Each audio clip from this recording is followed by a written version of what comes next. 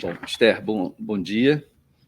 Bom dia. Professora Esther Bertoletti, é uma enorme honra poder entrevistá-la nessa série de depoimentos, né, da história do projeto Resgate. E, como é óbvio, né, não poderia começar essa série de depoimentos, nem sequer pensar nos depoimentos sem colher, né, o seu registro, a sua memória, porque o resgate, em poucas palavras, só existe por conta do seu empenho, por conta, né, da sua dedicação ao projeto, competência e comprometimento. Então, agradeço a possibilidade de conversar, né? Eu fiz assim várias perguntas, toda a história do resgate vou tentar acompanhar aqui, né, e colher as suas impressões, mas a senhora fica à vontade para falar o que quiser e eu vou conduzindo aqui. Tá? Bom, então queria, para começar, que a senhora dissesse o seu nome completo, se não se incomodar, a data de nascimento, local de nascimento, e só para a gente começar. E a sua formação acadêmica também. O nome é Esther, com TH, que era o nome da minha avó, a minha mãe. Caldas, que é o nome da minha família e do meu pai. Guimarães Bertoletti, que é o nome do meu marido. Ele fez questão de botar o nome Guimarães, que era da mãe dele, e o Bertoletti, que era do pai dele. Ele é de origem italiana e morava em Barbacena. Uhum. E a gente conheceu e casou em 3 meses, ficamos casados 52 anos. Então, tenho 4 filhos, um rapaz que mora aqui no Rio, o Joaquim Pedro, 2 gêmeas que moram em São Paulo. Ontem o nome da minha mãe é Edith, o nome da minha sogra é Graciema, e a Maria Manuela, que mora hoje em Brasília. E foi casada há 52 anos, muito feliz, graças a Deus. Ele é professor universitário de Sociologia, da Cândido Mendes, a vida inteira. Moramos na Itália há uns 5 anos. Dos 3 filhos, primeiro nasceram lá, depois a caçula nasceu aqui no Rio. E a sua formação acadêmica? É o seguinte, eu queria fazer jornalismo, mas meu pai dizia que jornalismo não se aprende na escola, tinha que fazer direito. Aí eu fui fazer faculdade de direito na Nacional, aí no outro ano eu fiz faculdade de jornalismo na PUC. Aí meu pai, não vou pagar. Eu falei com a minha avó pagou. Aí eu fazia jornalismo de manhã e de noite fazia direito na Nacional. Me formei primeiro em jornalismo, depois em direito. E fui mais jornalista do que advogada. Mas o direito ajuda muito, né? Depois casei com um professor que era advogado, professor da faculdade de Sociologia, de Direito Constitucional. Aí lá em casa a quantidade de livro que tem de direito, de sociologia, de história, tem muito livro lá em casa. Já doei alguns, mas ainda tem muito. Quando eu morrer, eu disse para meus filhos, vocês já arranjam um lugar para doar, tem até umas 2 ou 3 instituições que eu gostaria de doar os livros. Então, senão dá para algum sebo, aí vai desmanchar. Esther, quando foi a primeira vez que a senhora escutou falar do projeto Resgate? Antes de entrar propriamente nele, como é que é? É o seguinte, como é que surgiu? Eu entrei primeiro para trabalhar na casa de Rui Barbosa, um projeto de microfilmagem de jornais, né? Lembro que a coleção de jornais da Biblioteca Nacional, apesar de ser obrigatório mandar um exemplar, tinha muito jornal antigo que não tinha todos os exemplares, mandavam pelos correios, os correios não chegavam, as pessoas do interior também não mandavam. Então, a ideia era juntar todos os exemplares dos jornais brasileiros para ter a coisa. E o projeto Resgate nasceu quando começaram pesquisadores a trabalhar com a documentação histórica, e o Brasil tinha muito pouca coisa que existia em Portugal, tinha que viajar daqui para Portugal, daqui para a Itália. Aí eu e o embaixador Vladimir Murtinho, que na época era o diretor de assuntos culturais do Ministério da Cultura, o embaixador Vladimir Murtinho, ele tinha muita, Vladimir com W, ele tinha muita sensibilidade para essa questão de documentação. Aí ele nos ajudou, aí fez uma reunião com vários embaixadores, aí criou o projeto Resgate, o Ministério da Cultura. Aí me chamaram para coordenar.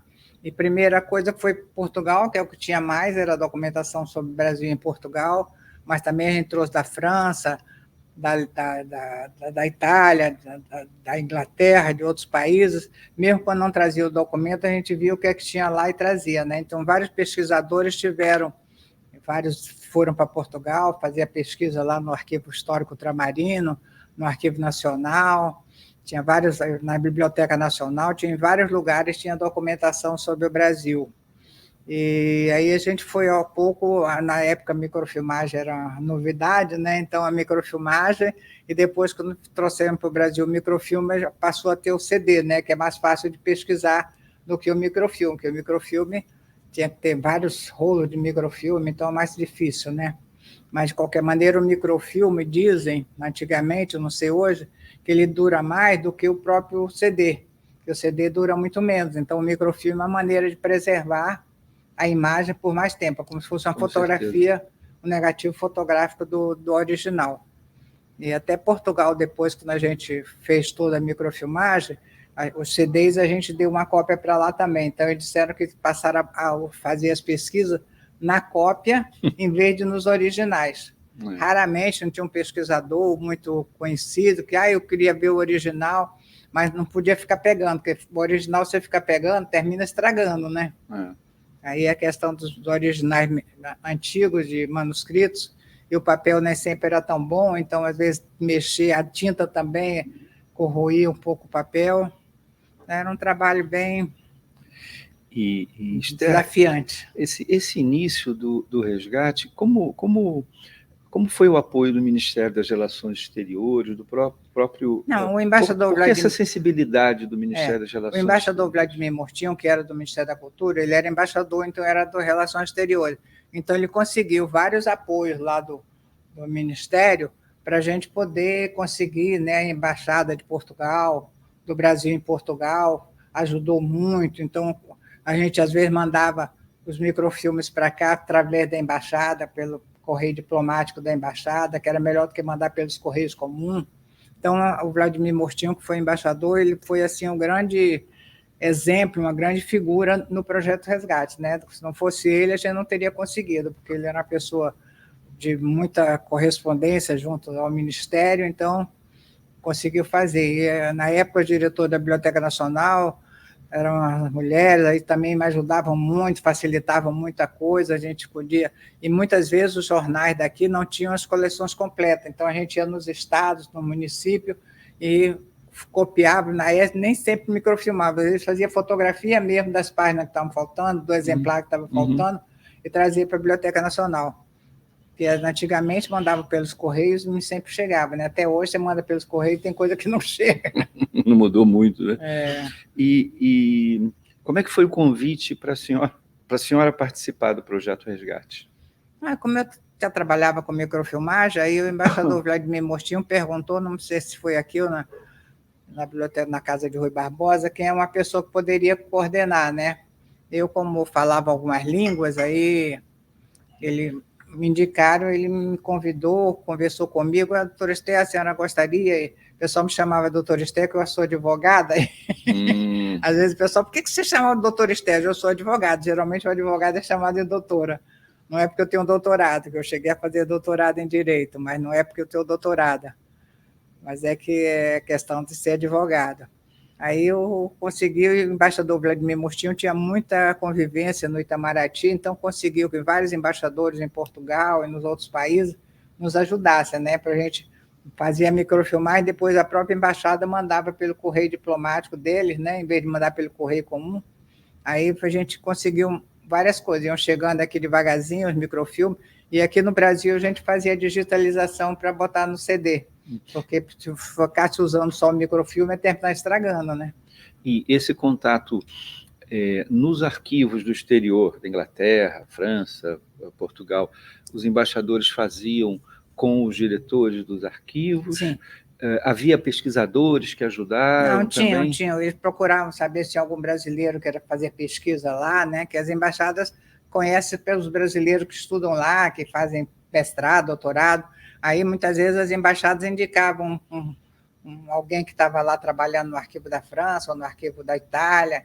Então, a gente já ia lá com indicação da embaixada, né? Então, geralmente, as embaixadas nos ajudavam muito. O embaixador Vladimir Mortinho daqui também, ele conseguia o apoio dos embaixadores, então foi muito, o Itamaraty ajudou muito.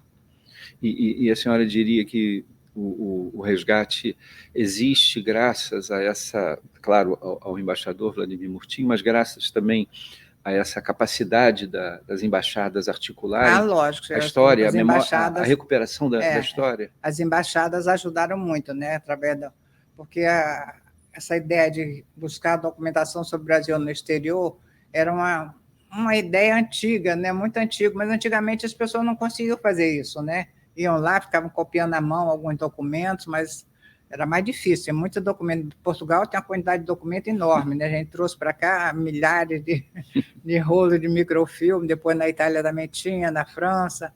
Em alguns países a gente trouxe pouca coisa, que não tinha muita coisa, mas a maioria tinha muita coisa para trazer. Então, graças a Deus, e depois botar para o CD. E eu tinha vontade de fazer, mas nunca cheguei a fazer. Era, por exemplo, pegar 20 anos de cada período e fazer um CD com microfilmes de Portugal, da França, da Itália, daquele período, né? Mesmo período. Mesmo período, porque seria muito interessante, as pessoas querem pesquisar de 1900 a 1920, aí pegavam já os rolos separados, né? Os CDs separados, né? Senão tinha que ter o CD de Portugal, o CD da Itália, mas isso a gente não conseguiu fazer. Vai conseguir. Conseguiremos. Assim, hoje em dia, com a modernidade, é mais fácil conseguir, né? E qual era a sua função inicial e quais foram como foi mudando a sua função desde esse primeiro convite e ao longo da sua participação no projeto Eu sempre Resgate? fui, digamos assim, a coordenadora, né? Eu pegava as pessoas, conversava com as pessoas, ia conversar com os diretores, quando ia para lá em nome do Ministério, aí eu falava com o diretor do arquivo, falava com... Às vezes o embaixador conseguia falar com o ministro da Cultura, eu ia junto com o embaixador para explicar como é que era o projeto. Então, as embaixadas ajudaram muito, né? Então, o Itamaraty aqui do Rio tinha um setor cultural, que a gente ia lá, tem o Itamaraty perto da Central, aí conversava lá com eles, às vezes, porque antigamente tinha muita coisa aqui, não foi todo mundo para Brasília, né? Então a área cultural ficou muito aqui também. Aí a gente, através do Itamaraty, conseguia muita coisa. Além do embaixador, quais foram as pessoas chaves nesse momento inicial do resgate, assim? Inclusive lá fora, que alguns arquivos foram mais receptivos, né, ao processo. Geralmente as embaixadas ajudavam muito, né? Porque toda embaixada tinha um setor cultural, né? Então, além do embaixador, tinha sempre um funcionário que era ligado à cultura e fazia pesquisa. Então, a gente conseguia muito a ajuda das embaixadas e dos funcionários para conseguir falar com os embaixadores. Então, falava com um, falava com outro, ia falar com o diretor de arquivo, falava qual era o problema do projeto Resgate, e na época só o Brasil fazia isso, né? Que os países da América Latina tinha Espanha, mas era só Espanha, o Brasil não, tinha vários países que tinha documentação sobre o Brasil, que a gente teve aqui a imigração italiana, a imigração alemã, então várias pessoas que vinham para cá, a gente trouxe muita coisa aqui, que ficava lá, então dava ideia para fazer a pesquisa. Então os pesquisadores ajudaram muito, tinha um grupo de pesquisadores que fala, doutor Esté, tem que fazer isso, tem que fazer aquilo, tem que ajudar nisso, tem que procurar em tal arquivo, isso assim, assim. Quer dizer, vários pesquisadores nos ajudavam, né? O pessoal que tinha mais...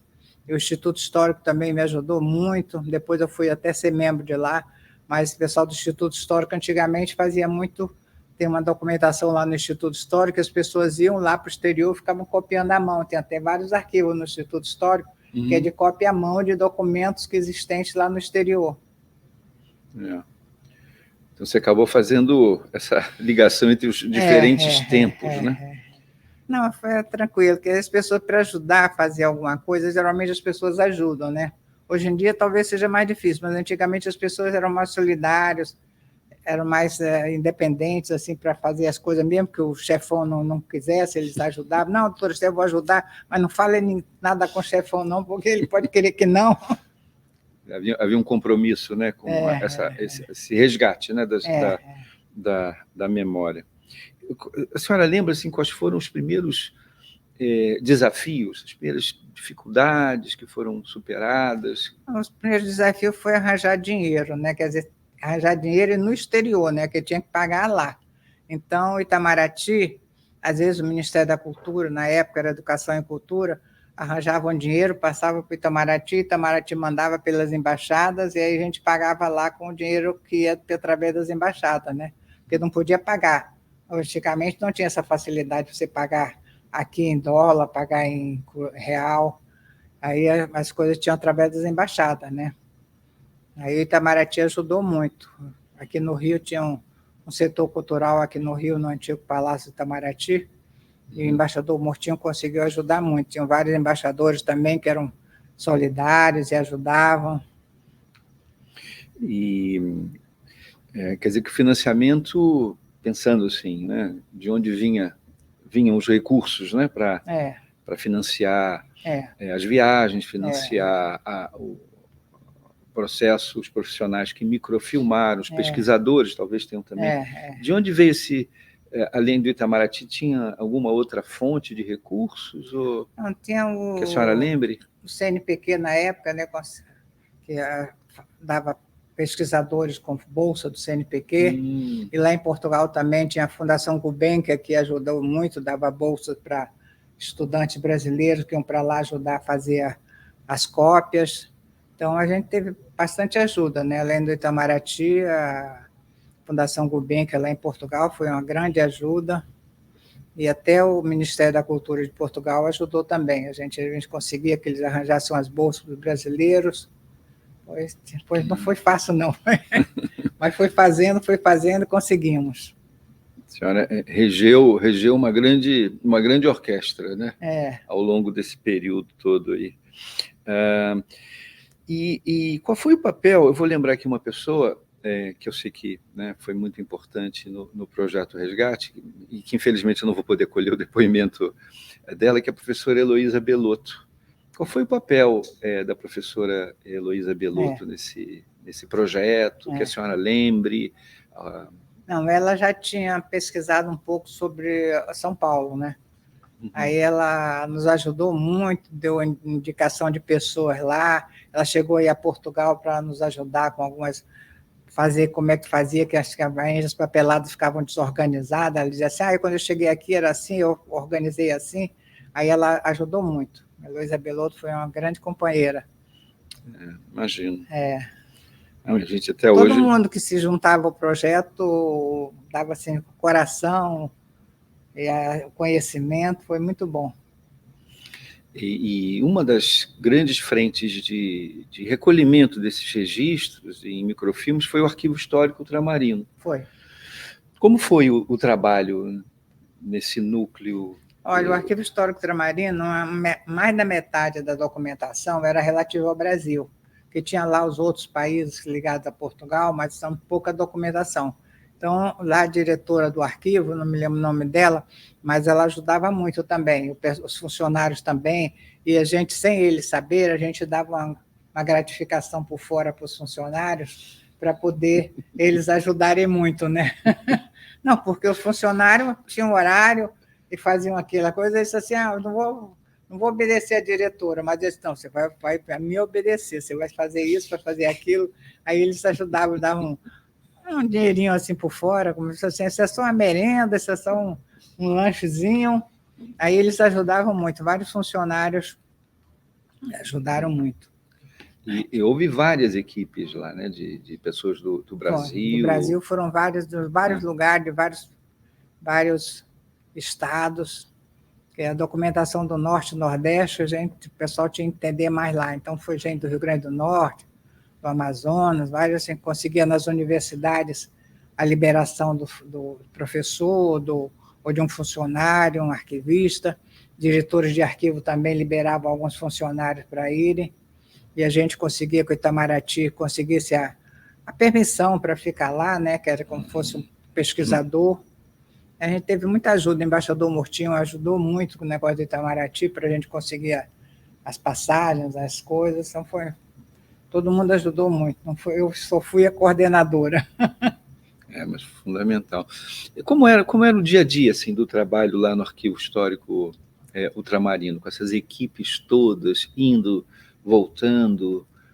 Olha, as equipes ficavam lá, tinha até umas pensões lá próxima do arquivo, que eu tive conversando lá com os chefes das pensões, assim, olha, vem um pessoal do Brasil para cá, mas vão pagar menos, que eles vão ficar 3 meses, 6 meses, aí conseguia fazer um pagamento menor e a gente pagava através do Itamaraty, né, das embaixadas, por mês a gente mandava o dinheiro, eles iam pagando aos funcionários que estavam lá trabalhando, né? Várias pessoas estiveram lá, e alguns já trabalhavam lá, moravam lá, a gente conseguiu a ajuda deles também.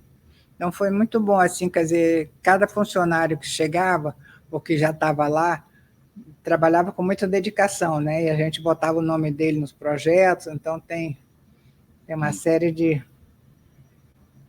E qual era exatamente assim o trabalho que essas equipes faziam, no caso, né, do ultramarino? Depois a gente pode até conversar sobre eles outro. tinham que pegar os documentos, verificar se eles estavam na ordem cronológica. Muitas vezes tinha um documento que estava faltando um anexo, aí ia procurar em outro lugar, que o anexo era de outra data, aí botava em outro lugar. Aí eles iam reorganizar muito o arquivo histórico ultramarino. Na época, os diretores e os funcionários diziam assim, pô, vocês nos ajudaram a reorganizar o arquivo, porque eles sozinhos não tinham condição de fazer. Então, tinha assim 2 funcionários dele, a gente tinha 4 funcionários lá.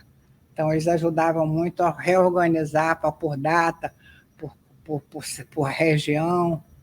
Então, porque antigamente o Brasil era dividido em vários outros estados, né? Mais dividido em isso, naquilo. Então, para fazer a divisão cronológica antiga era mais difícil, né? Tinha um estado que antigamente tinham 3 estados, 3 regiões. Aí a gente tinha que ver, na época do documento, onde é que era aquela região, né? Pertencia ao estado tal, ao estado qual.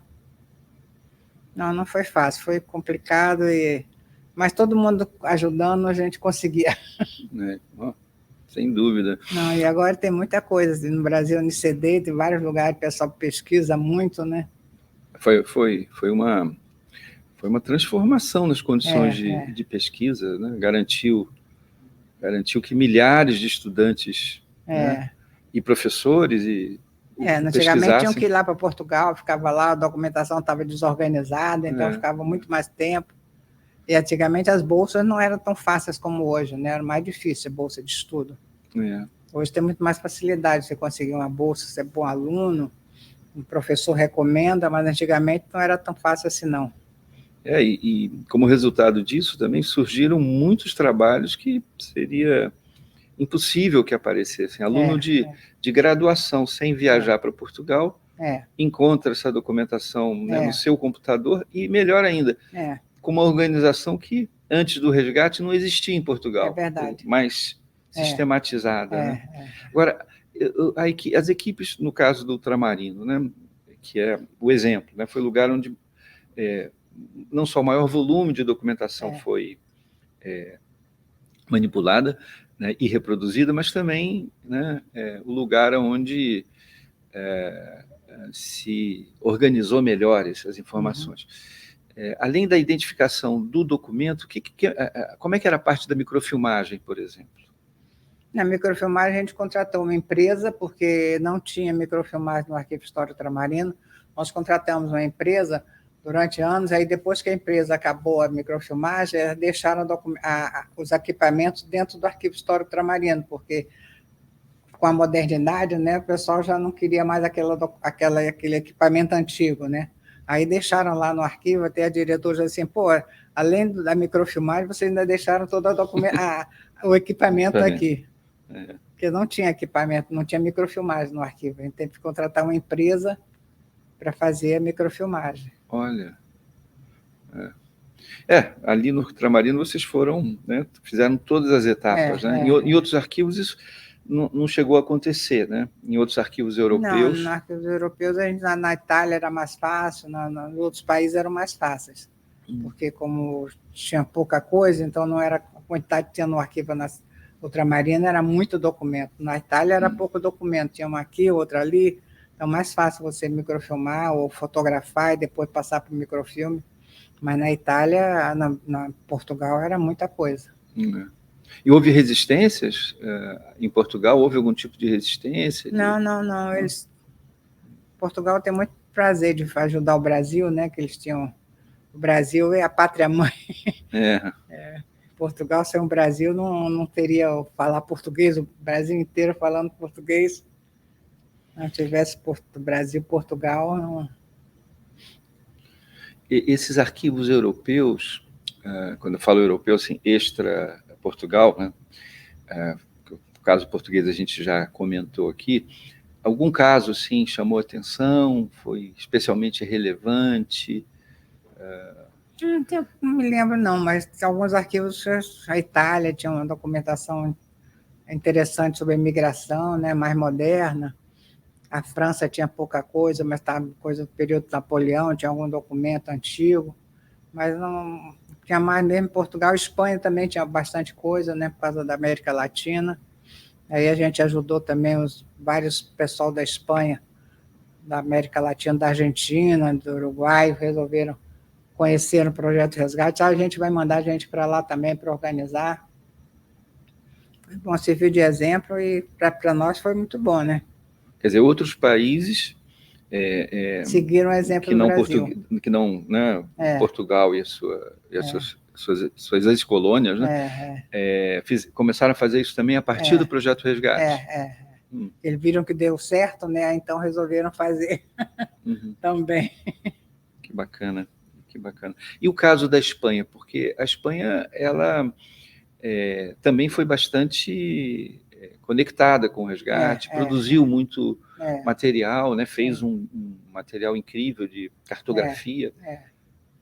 O que na Espanha, assim, a senhora avalia como positivo, que teria prosperado mais? A Espanha era mais difícil, porque tinha pessoa que tinha que falar espanhol, né? Sair do Brasil falando espanhol, então a gente contratava alguém lá que falasse espanhol da América Latina, não contratava muito o pessoal local, não tratava mais o pessoal de fora, mas foi bom. A Espanha era mais complicada, né? Por causa da língua. O espanhol antigo também era mais complicado que o português. E o resgate, enfim, produziu nesses anos, né, 90, início dos anos 2000, produziu esse material, circulou por esses países sob sua coordenação, e o projeto depois ele vem para a Biblioteca Nacional. Como é que foi essa passagem para a Biblioteca Nacional? Eu era funcionário da Biblioteca Nacional, né? Eu fui pela Biblioteca Nacional, eu não fui pelo Arquivo Nacional. Até o pessoal do arquivo, mas tinha que ser feito pelo arquivo. Não, mas vocês não fizeram, quem fez foi a Biblioteca Nacional. Nós temos uma seção de arquivo também, que é antiga, quer dizer, então, o diretor do arquivo, mas a gente consegue cópia para vocês, mas não, quem faz, nós é que fizemos. O projeto de resgate foi da Biblioteca Nacional. O Arquivo Nacional, antigamente, era muito isolado, né? Não era tão... Cuidava mais da política nacional de arquivos, né, que já dá bastante trabalho, né, até hoje. Agora, a biblioteca, então, acaba recebendo o resgate porque estava no Ministério da Cultura, né, mas estava já na Biblioteca Nacional no início, não, né? Depois é que ele vem para cá, não é isso? Não, desde que a gente começou, foi para a Biblioteca Nacional, né? Quer dizer, desde o início foi a Biblioteca Nacional, o Ministério da Cultura. Eu era funcionário da Biblioteca Nacional, o embaixador Vladimir Murtinho dizia, não, a gente dá para a Biblioteca Nacional. Por quê? Porque a Biblioteca Nacional tem uma correspondência maior pelo Brasil, né? O Arquivo Nacional não tem muito contato com os arquivos públicos. A Biblioteca Nacional, por causa de ter a depósito legal de livros de cada estado, de cada município, então tinha muita mais ligação com as bibliotecas públicas estaduais. Então a gente sabia se vinha um livro para cá, se não vinha. Aqui a gente tinha ligação com as bibliotecas. Aí usou essa irradiação para o projeto Resgate, de alguma forma, né? E outro parceiro importante do projeto Resgate é a Unesco. A senhora chegou a acompanhar a presença e a participação da Unesco junto ao Resgate? Chegamos. A gente falava com o pessoal representante da Unesco aqui no Brasil, o embaixador Murtinho também falava com os embaixadores para saber de alguma coisa. Então, a Unesco era interessante, para a Unesco era um exemplo para o mundo inteiro, né? Países africanos, países de outros, lá na América Latina, que iam lá para a Espanha pegar as coisas, mas não tinham condição. Aí eu com o exemplo do Projeto Resgate, não, se o Brasil conseguiu, a gente vai conseguir também. E a senhora acha assim, que, além da Europa, qual o papel dos documentos dos países africanos para o Projeto Resgate? Nos países africanos a gente não chegou a fazer, mas eu acho que talvez tenha ainda alguma coisa, né? Porque pode ser que agora com os países africanos, não sei se antigamente os países africanos, a documentação ficava na Europa, ou se tem alguma coisa ainda lá, mas não chegamos a fazer com os países africanos, não. Mas seria interessante ver esses arquivos hoje dos países africanos, se tem alguma documentação relativa ao Brasil, à vinda de escravos para cá. Também era como era antigamente, negócio de escravo era uma coisa que as pessoas não falavam muito, né? Não tinham vontade de saber que tinha escravo, se não tinha. Portugal não tinha escravo para cá, né? Nos países africanos, a maioria vieram como escrava, né? Então, a senhora acha que valeria a pena, assim, o resgate? Podia, hoje em dia é mais fácil, né? Porque temos muitos países africanos que é mais desenvolvido, então valeria a pena fazer com um grupo de países africanos, saber se eles têm alguma documentação ou se tem interesse. Eu acho que a gente tem mais documentação aqui para mandar para eles do que eles para mandar para a gente. Então, se a gente fizesse um projeto com a África, a gente poderia mandar documentação dos escravos que vieram para cá, né, quando chegavam nos navios, o controle dos escravos, a venda dos escravos. Acho que aqui no Brasil tem muita documentação no Arquivo Nacional, nos arquivos públicos. Deve ter coisa para levar para eles lá. Às vezes tem uns pesquisadores africanos que vêm para cá para pesquisar, porque lá nos países deles não tem quase nada, né? É verdade. E outra área do mundo que eu penso também que seria talvez interessante o resgate olhar são os países da América Latina, quer dizer, a documentação sobre o Brasil que existe no Peru, no México. O resgate chegou a fazer algum tipo... A gente tentou fazer, mas não conseguimos, não chegamos a ter condição de fazer. Mas hoje em dia, com a modernidade, talvez a Biblioteca Nacional possa entrar em contato com as bibliotecas públicas, com os arquivos, né? Fazer um acordo com o Arquivo Nacional, ver se consegue conversar com os arquivos dos estados latino-americanos, se eles têm coisas sobre o Brasil que possa microfilmar, que hoje em dia, com a modernidade, não é nem microfilme, já... Do celular, às vezes. É uma boa ideia, hein, Esther? É uma boa ideia, hein? Essa de começar de trazer essa documentação da América Latina, não? E essa metodologia que a senhora coordenou nesses arquivos todos, como é que ela foi pensada? De identificar a documentação, depois separar, se for o caso, microfilmar, depois... Como é que foi pensado esse método de trabalho? Não, a gente chegava no arquivo e verificava como é que era a documentação, né? Documentação do século XVII, século XVIII, século XIX, aí se estava organizada, se não estava, e depois se estava por data, a gente via se tinha alguma coisa sobre o Brasil, né? O Brasil sempre foi chamado de Brasil, né? Então era mais fácil. Aí a gente ia localizando, muitas vezes a gente tinha que fazer um trabalho enorme para poder identificar o que era do Brasil no país da América Latina, né? Que nem sempre era separado. Aí a gente, quando microfilmava, a gente mostrava que estava dentro da América Latina, mas era só Brasil, né? Então a gente, ao microfilmar, fazia... Eles não mexiam, mas a gente dizia assim, olha, isso aqui é só o Brasil. Segmentava, né? A parte... depois havia o processo propriamente, né, técnico da microfilmagem. E outra parte que eu acho muito importante, e é um instrumento valioso do resgate, além da própria imagem do documento, são os guias, são os descritores, né? O descritor onomástico, o toponímico, por assunto. Como vocês pensaram esses... A equipe toda pensou um pouco, a gente foi fazendo pela equipe, né? Ninguém faz nada sozinho hoje. Mas antigamente a gente não fazia nada sozinho, não mandava. A equipe falava, a gente conversava um com o outro, acordava. Não, então vamos fazer isso. Então todo mundo aceitava a ideia da equipe, né? Eu acho muito importante trabalhar em equipe. Eu sempre gostei muito de trabalhar em equipe. Ouvia a pessoa que trabalhava comigo na microfilmagem aqui, a gente ouvia um, ouvia outro, porque às vezes a gente, sendo chefe ou diretora, você não tem o dia a dia de trabalho, né? Quer dizer, dificilmente você saiu de lá debaixo do trabalho, você já vem na parte mais mediana, né? E quem faz o dia a dia do trabalho é mais importante. E esses índices, eles deram muito trabalho fazer? Hein? Os índices... O índice dava, né? Porque você tinha que ler o documento, verificar sobre o assunto que era, né? E ver a palavra da época, a palavra de atual, falava a palavra da época, melhor fazer com a palavra atual do que da época. Então, os índices também davam muito trabalho. Mas a equipe toda trabalhando junto é importante. O importante é trabalhar junto. E por quanto tempo a senhora teve no Projeto Resgate? Sei lá, 10 anos, 15 anos. A vida inteira.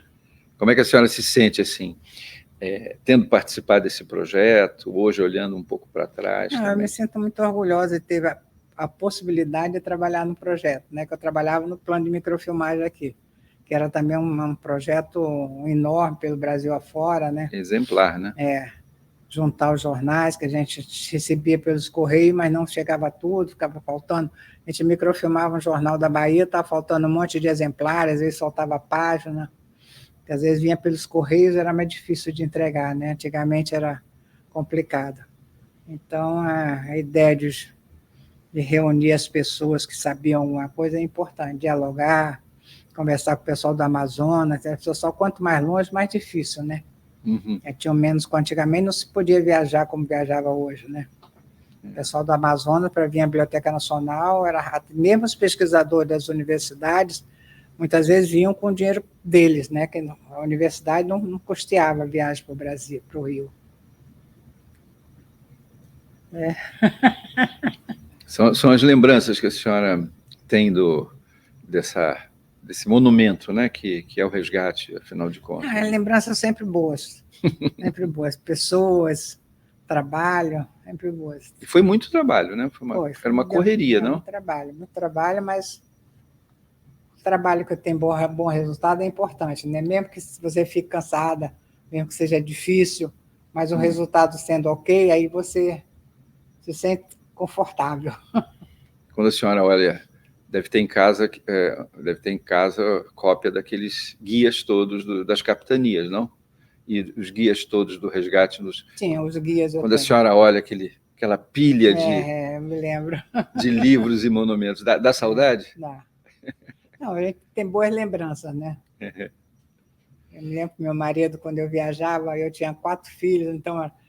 você vai ficar quanto tempo? Eu disse, não, vou ficar só 15 dias. Pô, 15 dias é muito tempo, as crianças têm que ir para a escola, têm que fazer isso, fazer aquilo. Não era fácil, mas ele era bom, era um professor, ajudava também, um casado de 52 anos.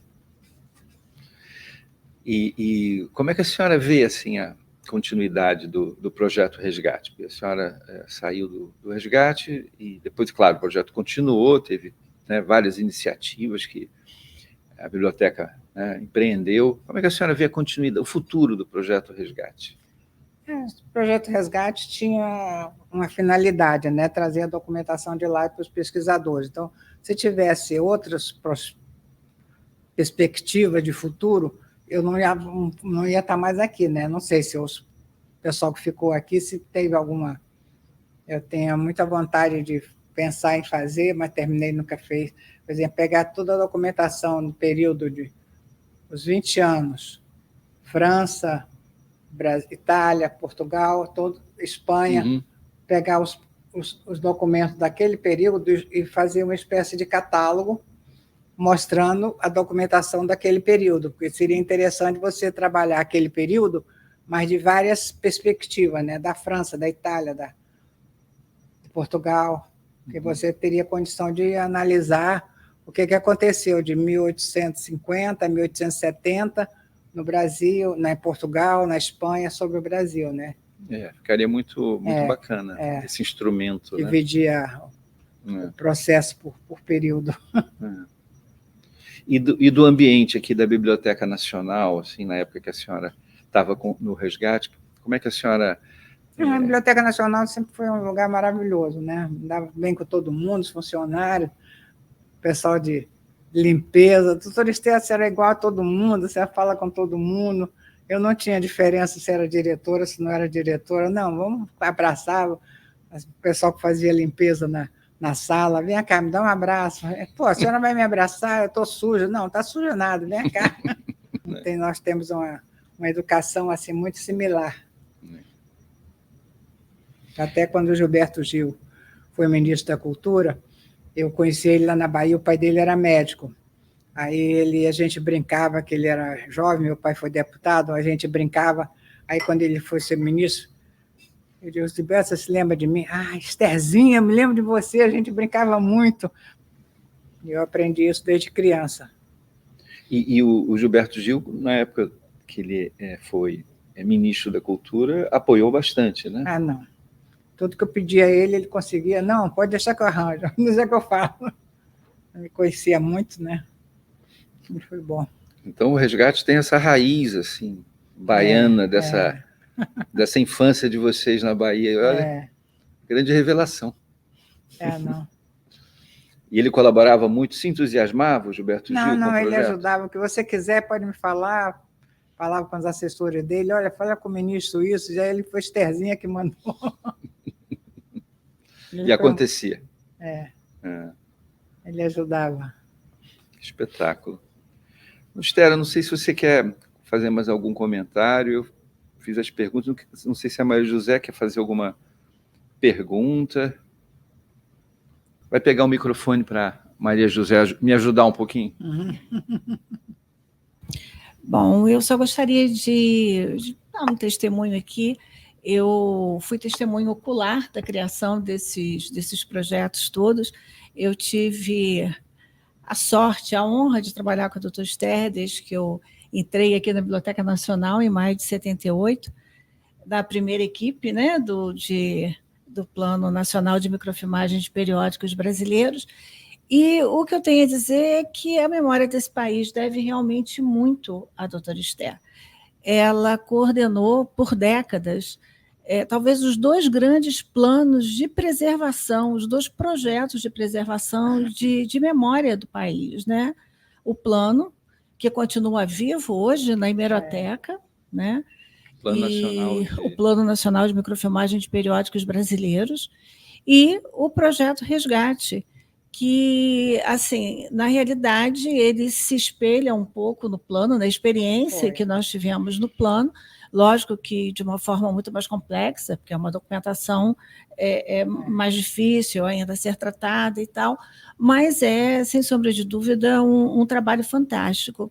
E uma coisa importante que eu acho que a doutora Esther não colocou aqui é que a Biblioteca Nacional levou também para fora do país as técnicas de microfilmagem de documentação cultural, porque lembra que a gente até escreveu um manual de microfilmagem dessa documentação. Então, a gente teve esse papel não só de reunião da documentação, mas esse trabalho técnico também, que a Biblioteca Nacional pôde levar, não só com plano de periódicos no país todo, que você tinha muitos espaços, e como no exterior também esse conhecimento que a biblioteca adquiriu, tudo uma experiência de acerto e erro, porque não tinha ninguém para ensinar para a gente, né? A gente foi descobrindo esses caminhos, e eu fico assim também muito feliz e muito orgulhosa. A gente tem esse prazer em comum, né, Esther? Trabalhamos muito, foi muito difícil, a doutora Esther sempre provendo os meios e vamos fazer, e vamos, às vezes com muita audácia, muita coragem, porque era complicado, mas eu acho que é justo que a gente registre aqui que a doutora Esther esteve realmente à frente dos dois grandes projetos de preservação desse país, que é o plano de microfilmagem e o projeto Resgate. Então, isso é realmente uma honra a Mas eu gente não fiz deve nada a ela. sozinha. Se não fosse vocês, o pessoal que ajudou, eu não conseguiria fazer, porque uma pessoa sozinha não faz nada, né? Tem que ter uma equipe que consiga fazer igual. Mas, assim, o navio não anda sem um capitão, né? Então, a gente precisava, e foi realmente foi uma experiência única. Trazendo até para o meu ponto de vista pessoal, eu acho que eu tive muita sorte na minha vida profissional, né? De ter tido a oportunidade de ver esses projetos nascendo, todo o nosso dia a dia, que uma outra coisa também importante que eu acho que a doutora Esther talvez não tenha colocado, é que não tem uma receita de bolo, né? Em cada espaço, em cada situação, em cada instituição, você tem novos desafios e você tem que encontrar essas soluções, Inventar, né? Então, nada foi linear, nem num trabalho, nem no outro, né? Ótimo. Foi uma coisa de muita pesquisa, de muito ajuste. Como bem disse a doutora Esther, muita gente envolvida, cada um contribuindo da sua forma, mas esse orgulho realmente a senhora deve ter, né? De ter sido essa grande comandante desses trabalhos que foram realizados aqui. Mas se não fosse equipe, eu não conseguiria, né? Sem equipe, você não faz nada. Sem dúvida. Mas José, alguma pergunta assim, específica para complementar, além dessas lembranças? Se tiver... Eu teria, tá ligado? Nem sei. Eu teria uma sugestão, que é uma coisa que eu cobrei muito da doutora Esther por muito tempo. A senhora precisa escrever essas histórias, aproveite agora, né?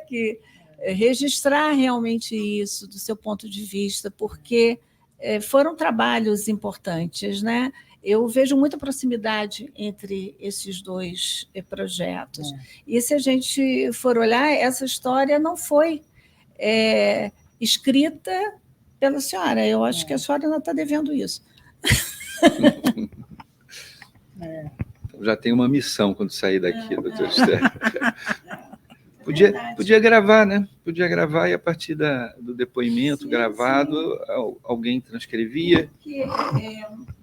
Porque a história desses projetos, pelo menos o plano, ele está estampado nos próprios jornais, né? A doutora Esther sempre viajou muito fazendo esse meio de campo, tratando esses acordos, fechando essas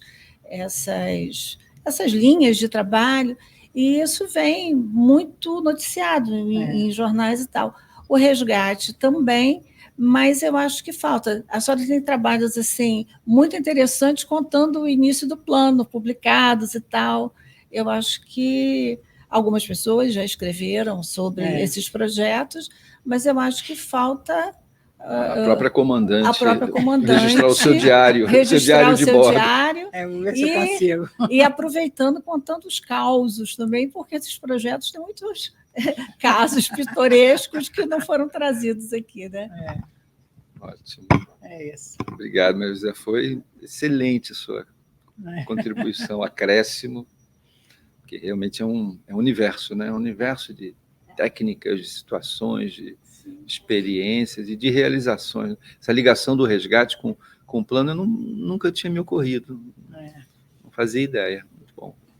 Mas, o resgate segue mais ou menos a mesma modelagem do plano, que é essa coisa de não pensar uma documentação estanque, né? Só o que está aqui, só o que está lá, pensar uma memória maior, né? de acervos se complementando. Essa coisa da posse institucional, às vezes atrapalha muito, porque você fica assim, não vou fazer só aquilo que eu tenho aqui, né? E esses projetos sempre foram pensados muito no coletivo, nessa coisa generosa de se reunir acervos, né? E a gente sentia muito isso, que a doutora Esther falou aqui durante o depoimento dela, que era a dificuldade das pessoas poderem pesquisar. Então, eram poucos aqueles que tinham recursos para poder... A coisa ficava muito restrita, né? Então, essa coisa de difusão, de divulgação, essa coisa democrática mesmo, de dar acesso aos interessados, né? Também foi uma grande conquista, que veio não só com as tecnologias que a gente tem hoje, mas com esse trabalho anterior. né? Então, realmente... E vocês tem essa coisa. vocês já tinham a técnica de processar. Uma coisa é você acreditar que, né, vale a pena democratizar, e é importante democratizar a informação, mas a outra é como fazer isso, né? E o microfilme foi um instrumento disso. O microfilme... E a técnica de... Desculpa, né, pelo que você estava falando, né, e a técnica de como fazer isso, vocês tinham, né? Vocês desenvolveram aqui. Né? Foi um aprendizado, realmente, né? Quando o laboratório de microfilmagem... A microfilmagem na Biblioteca Nacional, ela vem de 46, né? E na década de 70, quando realmente se começou a trabalhar as coleções, a microfilmar as coleções da Biblioteca Nacional, mas de uma maneira assim sistêmica, né, organizada, isso foi na década de 70. E nós tivemos treinamento, as pessoas, a biblioteca formou uma equipe, né? Éramos todos rapazes e moças na época. E nós aprendemos isso, e a gente foi criando os nossos próprios caminhos. Outro dia, há pouco tempo atrás, a gente esteve aqui no escritório da Biblioteca do Congresso, e eu me lembrei que uma coisa que nos deixou muito contente, lembra, doutor Esther, quando nós recebemos um elogio formal deles pela qualidade técnica dos microfilmes. Então, isso para a gente foi muito importante. Outra coisa legal do microfilme, que hoje é uma tecnologia que está saindo do mercado, né? Já é difícil, você já não tem mais microfilmadoras, os filmes são caros, os reveladores, os processadores, tal, o material de processamento, mas o microfilme tem uma coisa maravilhosa, que é ser compatível, você digitaliza o microfilme. Então, você vai mudando de muito suporte. Mais do que o digital. Do que o digital. Você ainda tem essa coisa de permanência do microfilme.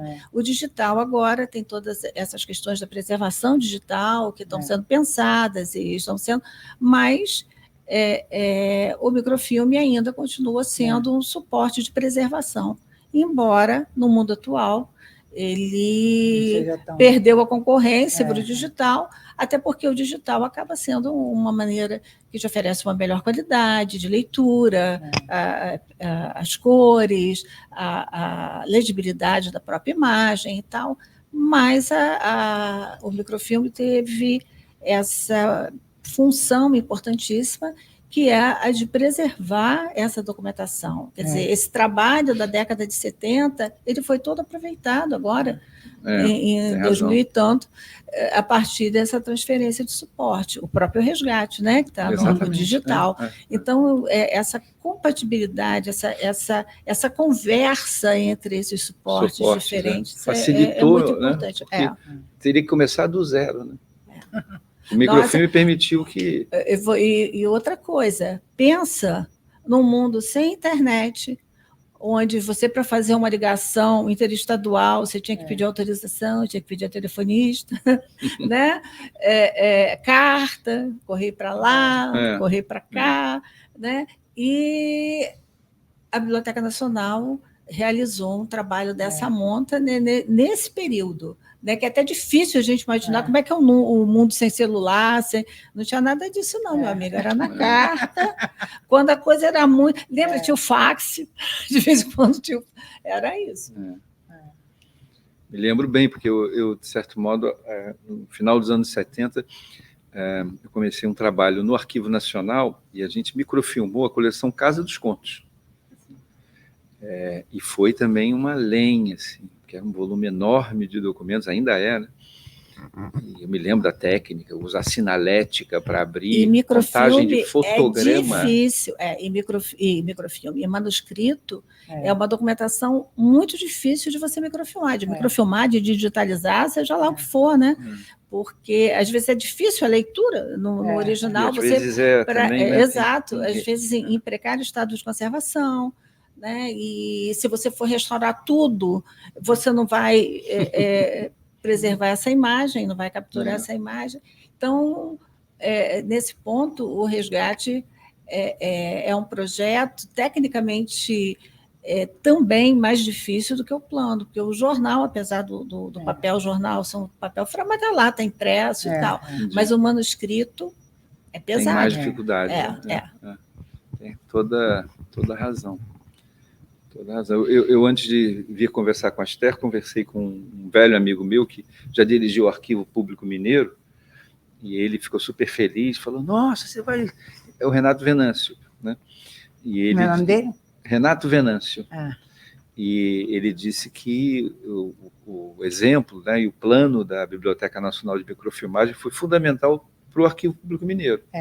Que eles, na verdade, né, reproduziram e contaram com o apoio de vocês para poder, né? poder viabilizar, e o Arquivo Público Mineiro é um dos arquivos, né, em grande parte graças ao trabalho, inclusive, do Renato, né, que foi superintendente lá, um dos grandes exemplos, né, de disseminação e democratização da informação. Você pode achar uma carta de um governador de 1709 na tela do seu computador, mas que antes foi microfilme. Que antes foi microfilme. É isso. Tá bom, Esther, olha, Maria José, também agradeço, Esther, agradeço muitíssimo aí. Desculpa o cansaço, agradeço, não, viu? Mas eu acho que a gente conseguiu captar a maior parte das lembranças, as emoções também, um pouquinho, né? E a técnica, e agradecer pela entrevista e agradecer pelo seu papel também. Eu atualmente sou coordenador do Projeto Resgate, então que sempre fiz questão, né, de valorizar quem chegou antes, né? Porque senão a gente não estava aqui. Mas eu tirei muitas lições da sua entrevista hoje, viu? Eu também Seu depoimento. Fiquei muito feliz de poder falar um pouco do passado. Tá bom, Esther, obrigado, viu?